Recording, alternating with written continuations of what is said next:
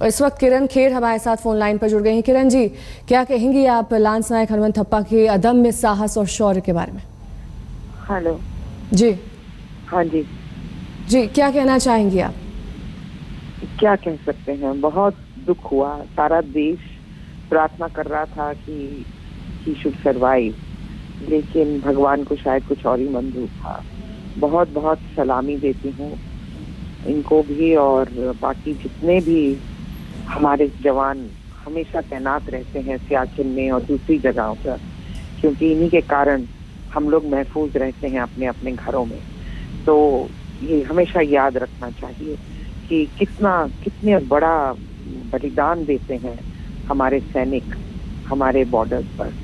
और इनकी फैमिली को मैं अपनी तरफ से अपना शोक व्यक्त करती हूँ।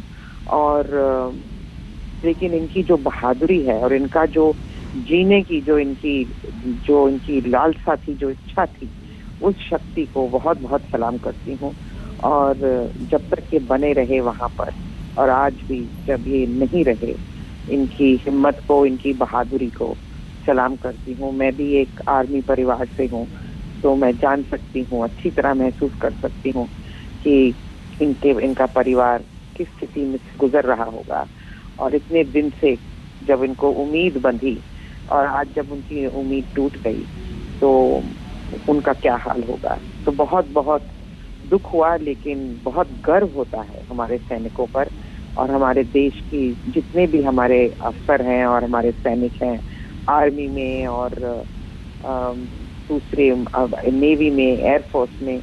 उनको जितनी हम सराहना करें और जितना हम ये याद रखें कि ये हैं, इसीलिए हम सब हैं, इस बात को याद रखना, ना ही सिर्फ इस शोक के समय, लेकिन उस समय भी जब सब कुछ लगता है कि ठीक है, ये याद रखना बहुत जरूरी है कि सब कुछ ठीक सिर्फ इसलिए है क्योंकि ये लोग वहां पर इतने बड़े बलिदान देते हैं। किरण जी, परिवार वालों के लिए कुछ कहना चाहेंगे आप? कह दिया ना मैंने जी कि मुझे बहुत बहुत दुख है और उनको की तरफ मैं शोक व्यक्त करती हूँ। और कि ये चले गए, उनके लिए तो बहुत बहुत बड़ा घटना है। और क्योंकि एकदम से उम्मीद बन गई थी कि ये मिल गए, ये जीवित हैं, तो ये ठीक हो जाएंगे, तो मैं समझ सकती हूँ कि उनका दिल किस तरह टूटा होगा। लेकिन उन्हें अपने बेटे पर बहुत गर्व होना चाहिए कि वो सियाचिन में जाकर इतनी मुश्किल पोस्टिंग में वहां पर रहे और 5 दिन 6 दिन तक जीवित रहे इतनी बर्फ के नीचे। कितनी ये हिम्मत की बात है और कितना इनको भरोसा था अपने साथियों पर कि ये ढूंढ लिए जाएंगे। ये बहुत बड़ी बात है। बहुत बहुत शुक्रिया किरण जी, हमारे साथ जुड़ी हुई थी। और तमाम लोग जो देश के हैं वो समझ पा रहे हैं कि सियाचिन दरअसल एक ऐसी जगह है, ऐसी जीवट वाली जगह है जहां पे सैनिकों की मौजूदगी ही इस बात का एहसास कराती है कि युद्ध से कहीं ज़्यादा विकट, युद्ध का सामना करने से स्थिति को भोगना हो जाता है। और सियाचिन में जिस तरीके से हनुमंत थप्पा 6 दिन तक कई टन बर्फ के नीचे दबे रहे, 25 फीट तकरीबन नीचे था। राहुल गांधी ने ट्वीट किया है, हनुमंत थप्पा वीरता और साहस की मिसाल है। जाहिर तौर पर जिस लहजे में कहा जाए, क्योंकि दुनिया में सबसे ऊपर कोई अगर रणक्षेत्र है तो वो रणक्षेत्र है सियाचिन। प्रधानमंत्री मोदी ने भी ट्वीट किया है, लांस नायक हनुमंत थप्पा, उनके निधन पर बेहद दुखी। सैनिक अमर होते हैं, आपके जैसे सैनिकों पर देश को गर्व है। भगवान उनकी आत्मा को शांति दे, प्रधानमंत्री मोदी ने ट्वीट किया है। और ये भी बता दें कि दरअसल 10 जो एवलांच आया था 3 तारीख को, उसमें 10 सैनिक वहाँ मौजूद थे जो उसकी चपेट में आए थे। और उसके बाद लगातार ये कयास लगाए जा रहे थे कि शायद कोई नहीं बचेगा। लेकिन इन सब के बीच भी हनुमंत थप्पा जब 6 दिन के बाद मिले तो देश के भीतर एक अजीबोगरीब सी लहर दौड़ गई कि कोई शख्स बर्फ के नीचे इस रूप में दबे होने के बाद भी अगर जीवित है तो पूरे देश में प्रार्थना का दौर चढ़ा। और हर तबके ने, हर धर्म के लोगों ने इसमें एकजुटता दिखाई। और यहाँ तक ये बात निकल कर आई कि अगर हनुमंत थप्पा के शरीर के किसी भी अंग की ज़रूरत अगर है तो देश में बहुत सारे लोग सामने आ गए। कोई किडनी देने के लिए सामने था, कोई हर तरह के अंग देने तक के लिए सामने आ गए थे। तो तो ये एक जज्बा था कि किस तरीके से सैनिकों को लेकर, और वह भी सियाचिन जैसी दुर्गम जगह पर मौजूदगी, और उसमें हनुथप्पा का इस तरीके से 6 दिन बाद बचना, तो जाहिर है देश के लिए एक शोक का मौका ये जरूर है। लेकिन इन सब के साथ बहादुरी को भी सलाम है। हमारे संवाददाता नेगी इस वक्त हमारे साथ जुड़े हुए हैं। चूंकि नेगी, जिस लहजे में हम कहा जाए, क्योंकि एक सवाल हर जहन में इस दौर में लोगों को जानना भी चाहिए और हमें बताना भी चाहिए, और हम आपके जरिए जरा जानना चाहेंगे, क्योंकि सियाचिन में सैनिकों की मौजूदगी अपने आप में दुनिया के किसी भी युद्ध से ज़्यादा कठिन होती है। उनकी मौजूदगी वहाँ पर जो वो रहते हैं, तो ऐसे में ऐसे सैनिकों को लेकर सवाल सिर्फ अब एक हनुथप्पा का नहीं है, सवाल है वो सैनिकों की मौजूदगी के साथ देश को हमेशा खड़े रहना चाहिए।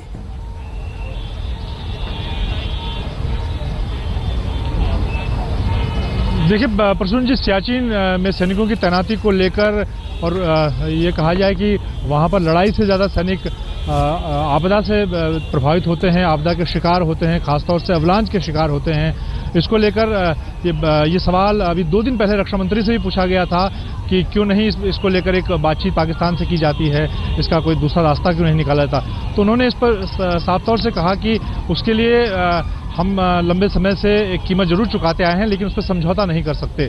और उसी कड़ी में चाहे वो हनुथप्पा की शहादत हो या बाकी नौजवान जो अभी भी सियाचिन में उसी सोनम पोस्ट पर मौजूद हैं, उनका पार्थिव शरीर वहीं पर हैं। हालांकि उनका एक साथी जो 3 तारीख शाम 5 बजे जब वो अवलांच आया था, उससे लेकर अब तक जीवन की जंग जी, और आज वो करीब 11:45 पर उस जंग को हरा है।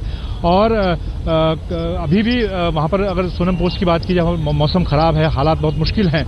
और उन 2 दिनों में अगर ख़ासतौर से हम हनुथप्पा की बात करें तो शाम को रात को करीब 10 बजे, यानी कि 8 तारीख की रात को 10 बजे हनुथप्पा को निकालने में कामयाबी मिली थी। सेना की टीम को 100 लोगों से ज़्यादा लोग जुटे हुए थे इस मिशन में, और तब वो एक बड़ी उम्मीद की किरण उनको नज़र आई थी जब हनुथप्पा की सांसें चल रही थी। लेकिन उसके बाद फिर और मुश्किलात सामने आई जब हनुथप्पा को नीचे नहीं ले जा पा रहे थे, यानी कि उसको बचाने के लिए अगर दिल्ली लाने की ज़रूरत थी वो नहीं हो पा रहा था, क्योंकि मौसम ख़राब था, हेलीकॉप्टर नहीं उड़ सकता था रात 10 बजे के बाद। हालांकि वहाँ पर सेना की तरफ से तमाम कोशिशें की, 2 डॉक्टर मौजूद थे, जितनी ज़्यादा उसको प्राथमिक उपचार और वहाँ पर उसका इलाज हो सकता था वो किया गया। अगले दिन सुबह 8 बजे का वक्त था जब हेलीकॉप्टर उसको नीचे बेस कैंप यानी से प्रतापपुर, जहाँ पर सेना का बड़ा अस्पताल है सियाचिन को लेकर, उस अस्पताल में लाया गया, वहाँ पर इलाज किया गया, और उसके बाद सीधे विशेष विमान से दिल्ली पालम लाया गया। और उसके बाद की आगे की जो यात्रा थी वो यहाँ इस आर्मी हॉस्पिटल में, जहाँ पिछले 2 दिनों से पूरा जो बेहतर इलाज हनुथप्पा को दिया जा सकता था, सेना के तमाम आला डॉक्टर जो कि सियाचिन जैसे दुर्गम इलाकों में जो सैनिक घायल होते हैं, जो बीमार होते हैं, उनके लिए जो बेस्ट डॉक्टर होते हैं वो इस अस्पताल में होते हैं प्रसून जी। और उसके बाद उनसे भी अगर ज़्यादा अगर आगे की बात की जाए तो फिर एम्स से डॉक्टरों की टीम बुलाई गई, जो तमाम एम्स के बड़े डॉक्टर जो बड़े VIPs का इलाज करते हैं उनको भी बुलाया गया। तमाम कोशिशें सरकार की तरफ से की गई। प्रधानमंत्री नरेंद्र मोदी सबसे पहले पहुंचने वालों में से थे इस अस्पताल में, RR हॉस्पिटल में हनुथप्पा को देखने के लिए। और इसके अलावा सेना पर